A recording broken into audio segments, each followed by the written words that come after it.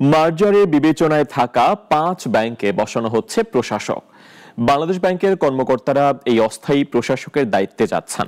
মঙ্গলবার কেন্দ্রীয় ব্যাংকের বোর্ড সভায় এটি চূড়ান্ত হয়। এর ফলে মার্জার প্রক্রিয়া আরও এক ধাপ এগিয়ে গেল। সৈয়দ আরমানের রিপোর্ট। এক্সিম ব্যাংক ঘুরে দাঁড়ানোর কথা বলে আপত্তি তুলেছে বল প্রয়োগ করে মার্জারে।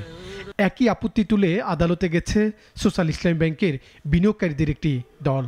আর বল প্রয়োগ করে মার্জারের বিপক্ষে কথা বলছেন অনেক বিশ্লেষক। আপত্তি আর প্রশ্নের মধ্যে মার্জার প্রক্রিয়ায় সম্মতি দিয়েছে সরকার। প্রয়োজনীয় তহবিলের 20,000 কোটি টাকা যোগান দিবে রাষ্ট্র। এবার প্রক্রিয়া এগিয়ে নিতে মার্জারের তালিকায় থাকা 5 ব্যাংকে প্রশাসক দিচ্ছে নিয়ন্ত্রক কর্তৃপক্ষ। মার্জার তো এই মুহূর্তে শুরু হলেও সেটা চূড়ান্তভাবে সম্পাদন হতে একটা দীর্ঘ সময় লাগবে। এই সময় পর্যন্ত সেই ব্যাংকগুলিতে টেম্পোরারিভাবে প্রশাসক নিয়োগ করা হতে পারে এবং সেই প্রশাসক বাংলাদেশ ব্যাংক থেকেও হতে পারে বা অন্য কোনো ব্যাংকিং সেক্টর থেকেও হতে পারে, যারা অভিজ্ঞ আছে। বাংলাদেশ ব্যাংক এ নিয়ে বিকেলে পরিচালনা পর্ষদের বৈঠক ডাকে। গভর্নর ডক্টর আহসান ইস মনসুর এতে সভাপতি ছিলেন।